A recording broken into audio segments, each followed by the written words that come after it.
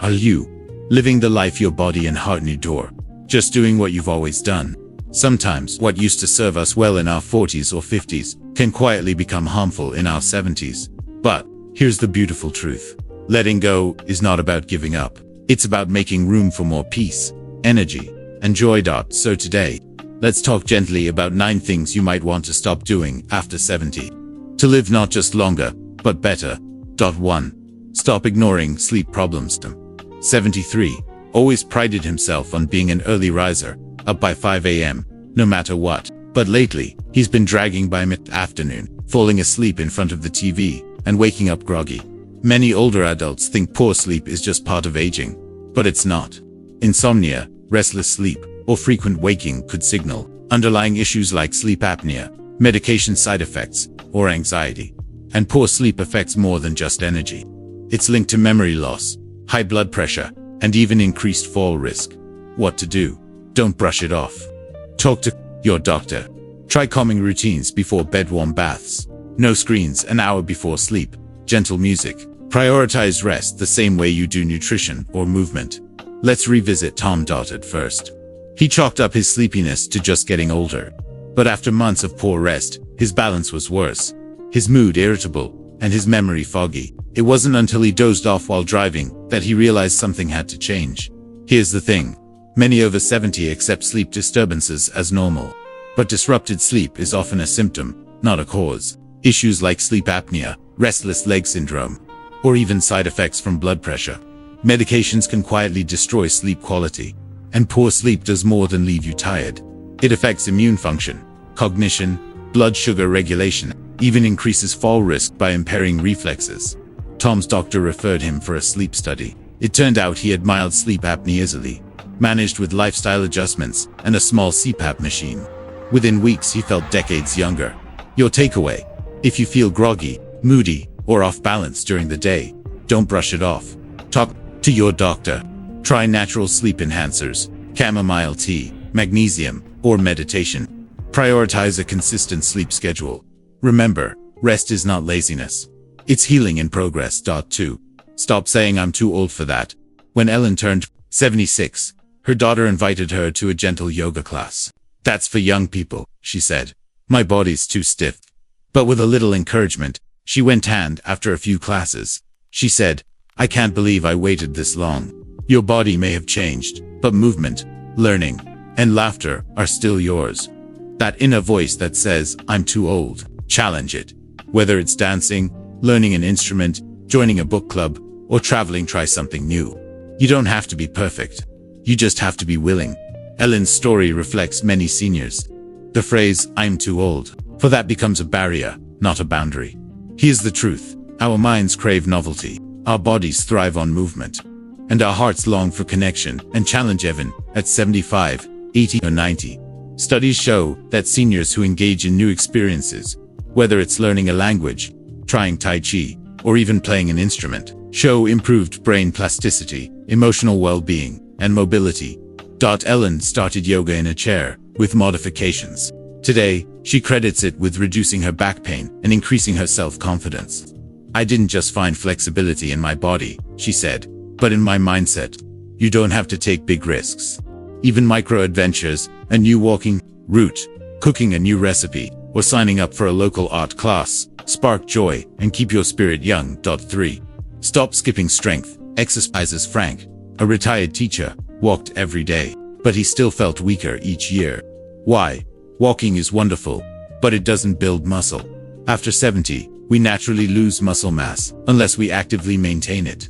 That's why simple strength training with resistance bands, light dumbbells, or even body weight is essential. It helps you lift groceries, get out of a chair, or catch yourself if you trip. And yes, it also boosts your mood and brain health. No gym required. Just consistency. Many over 70 still believe cardio is king. But strength is your anchor. Take Frank. He thought daily walks were enough. But he noticed getting out of a car, lifting grocery bags, or even opening jars was getting harder. Muscle loss after 70 is real. It's called sarcopenia, but it's not irreversible. Even light resistance bands, water bottles, or bodyweight squats can stimulate muscle growth, improve joint stability, and protect against falls. Strength training does more than tone muscle. It boosts bone density, protects metabolism, improves insulin sensitivity, and even sharpens memory. Frank began using light hand weights 3 times a week. 6 months later, he said, "I don't just feel stronger. I feel like myself again." Start slow. Try 2 sets of 10 chair squats. Use a resistance band for gentle bicep curls. Over time, your confidence and balance will soar. 4.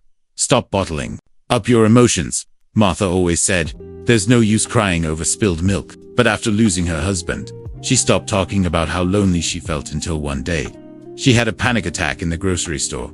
Suppressing grief, sadness, or fear doesn't make them disappear. It just turns them inward. After 70, many people carry decades of unspoken pain, but talking about it, whether with a friend, support group, or counselor, can bring enormous relief. There's strength in softness, and healing is always possible. Martha's silence after losing her husband reflected a painful truth. Many seniors feel they have to be strong by keeping emotions to themselves. But suppressing grief, fear, or regret leads to chronic stress, weakened immune function, and even depression. After her panic attack, Martha saw a grief counselor and began attending a local bereavement group. For the first time in months, she shared, "I felt understood. You don't have to face emotional storms alone. Talk to a friend, write in a journal, join a community group. There is healing in being heard. Your emotions matter, no matter your age."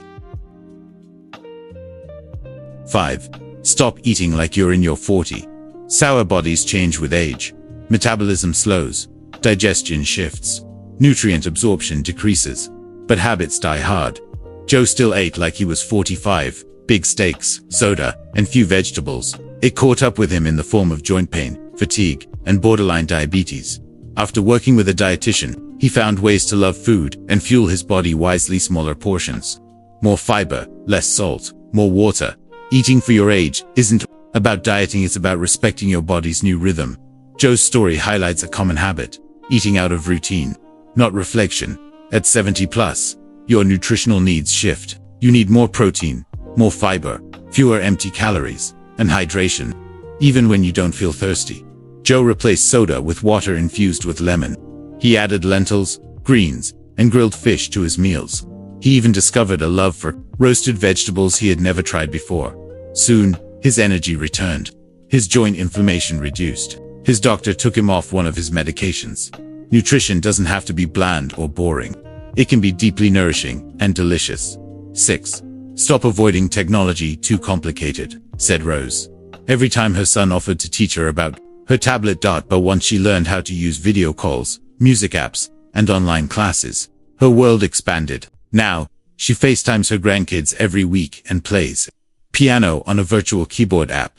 Technology isn't just for the young, it's a bridge to connection, learning, and joy. It may take patience, but don't let fear stop you. Ask for help. You're never too old to click start. Rose's story shows how powerful one small tech breakthrough can be.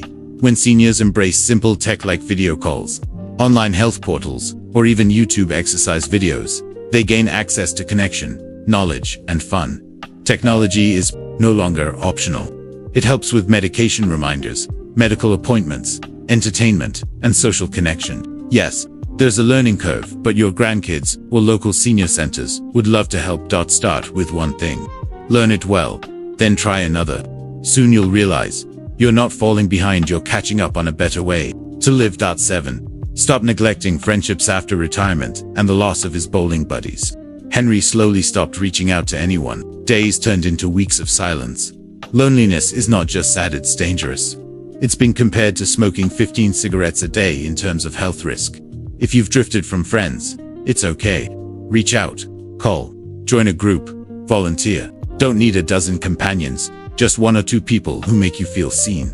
Henry's experience is sadly common: retirement, loss, and shrinking social circles. But loneliness isn't just a feeling, it's a health threat. It increases risk for heart disease, stroke, cognitive decline, and even early death.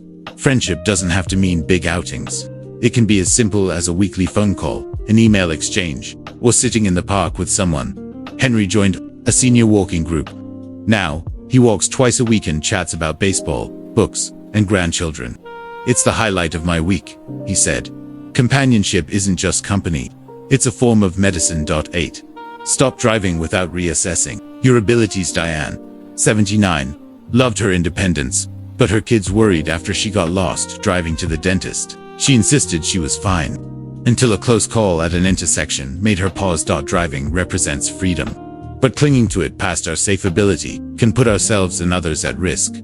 Get your vision and reflexes checked regularly. Be honest with yourself. If driving is no longer safe, explore rideshare apps, senior transport services, or carpooling with friends. Letting go doesn't mean losing freedom, it means choosing safety and dignity. Richard was the kind of man who didn't want to bother the doctor. He said, if it's not broken, don't fix it. But one day, he collapsed at home. It turned out his blood pressure had been dangerously high for months. Many people over 70 avoid regular checkups out of fear. Fear of bad news, fear of more medication, fear of losing independence. But here's the truth. Prevention is power. Your body is constantly sending signals. Small changes in blood pressure, blood sugar, weight, or mood. Catching those early can prevent a hospital visit, or worse. Screenings like colonoscopies, mammograms, hearing tests, eye exams, and blood work aren't just procedures, they're safety nets. They help you live longer and live better. Richard now checks in with his doctor every 6 months. He walks daily, takes a low-dose medication, and feels more in control of his health than ever before.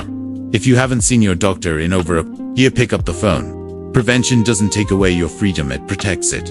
9. Stop putting everyone else first. After decades of raising kids, caring for grandkids, and helping neighbors, Gloria found herself exhausted. I thought that's just what good people do, she said. But you can't pour from an empty cup. Now is the time to say yes to your own needs, your rest, your hobbies, your health checkups, your joy. Self-care is not selfish, it's sacred. Let's end with Clara. At 78, she believed her best days were behind her. I raised my kids. I worked hard. Now I just wait, she said. But something shifted after she took a painting class at her local community center. She discovered a passion, one she never had time for before. I feel more alive now than I did at 50, she told us, holding up a watercolor of a seascape. Turns out, I wasn't finished. I was just paused. We often hear, I missed my chance. But aging isn't a deadline. It's a different season of life, a beautiful one, rich with wisdom, perspective, and freedom. Whether it's writing a memoir, falling in love again, volunteering, traveling, or learning something new, don't let your age define what's still possible. You're not too old. You're right on time. Closing thoughts. Aging isn't about becoming less, it's about becoming more you. Letting go of outdated habits can make room for peace, purpose, and power in this season of life. Which one of these spoke to you the most?